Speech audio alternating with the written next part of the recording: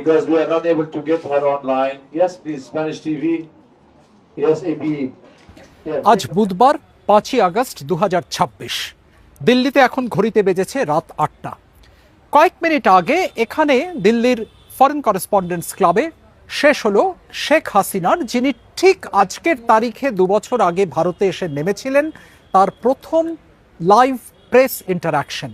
পুরোদস্তুর সংবাদ সম্মেলন হয়তো এটাকে বলা যাবে না, কারণ আমরা শেখ হাসিনার কোনো ছবি দেখতে পাইনি, ভিডিওতে নয়, তিনি তার অডিও শুনতে পেয়েছি। কিন্তু এই প্রথমবারের মতো লাইভ, কোনো লিখিত ইমেল সাক্ষাৎকার নয় বা কোনো টেলিফোন সাক্ষাৎকার নয়, তিনি সরাসরি একঝাঁক সাংবাদিকের সামনে এলেন এবং তাদের সঙ্গে মতবিনিময় করলেন।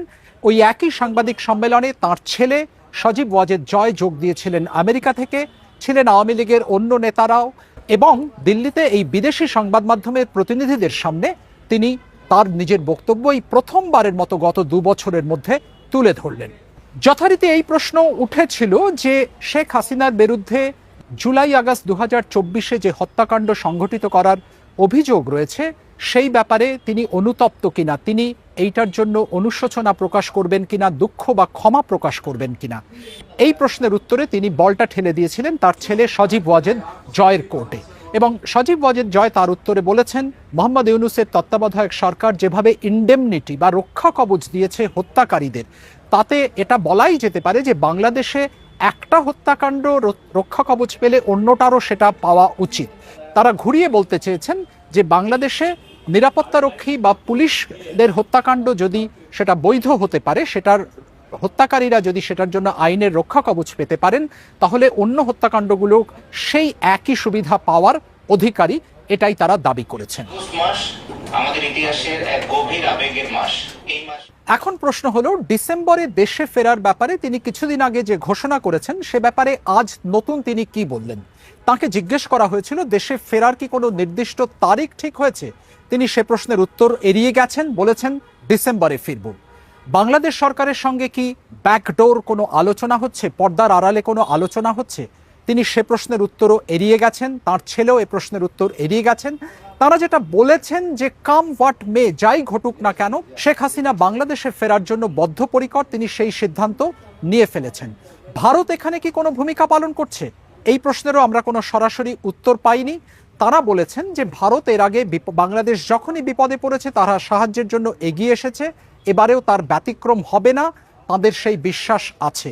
ভারত যে আতিথ্য শেখ হাসিনাকে দিয়েছে তার জন্য তিনি ধন্যবাদও জানিয়েছেন। আরেকটা জিনিস তিনি যেটা বলেছেন যে বাংলাদেশের এখন প্রয়োজন রিকনসিলিয়েশন, অর্থাৎ ঐক্য সংহতির পরিবেশ, এখন রাজনৈতিক বিভক্তির সময় নয়।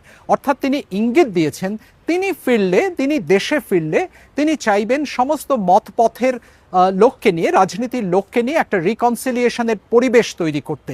এবং সভায় উপস্থিত অন্য আওয়ামী লীগ নেতারাও জানিয়েছেন তারা রিভেঞ্জ বা বদলা চান না, তারা চান ঘৃণা বা রাজনৈতিক বিদ্বেষকে আশা দিয়ে প্রতিস্থাপিত করতে, আশা দিয়ে রিপ্লেস করতে। সাম্প্রতিক সময়ে আমাদের দেশে যে প্রাণহানি ও সহিংসতা ঘটেছে তা আমাদের সবার হৃদয়কে গভীরভাবে ব্যথিত করেছে। প্রায় 1.5 ঘন্টা ধরে এফসিসির সভাকক্ষে চলেছে এই লাইভ ইন্টারাকশন, যার মধ্যে মোটামুটি আধ ঘন্টা থেকে 40 মিনিট শেখ হাসিনা অনলাইনে যুক্ত ছিলেন এই কনফারেন্সে।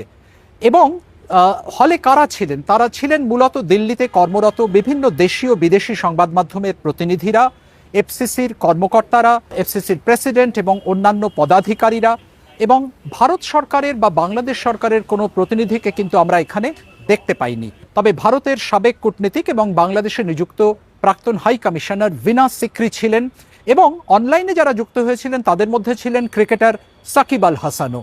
আমরা জানি সাকিব আল হাসান আওয়ামী লীগের এমপি ছিলেন, তিনি এই মুহূর্তে খেলছেন শ্রীলঙ্কা প্রিমিয়ার লিগে কলম্বোতে। সেখান থেকেই তার পাঠানো একটি রেকর্ডেড অডিও বার্তা বাংলায় সেটা বাজিয়ে শোনানো হয়, কারণ তখন তিনি খেলায় ব্যস্ত ছিলেন বলে জানানো হয়েছে। পরে অবশ্য তাকে আমরা অনলাইনেও যোগ দিতে দেখেছি, কিন্তু তখন আর কোনো কথা বলতে শুনিনি। Shubhajyoti Ghosh, BBC news Bangla, Delhi.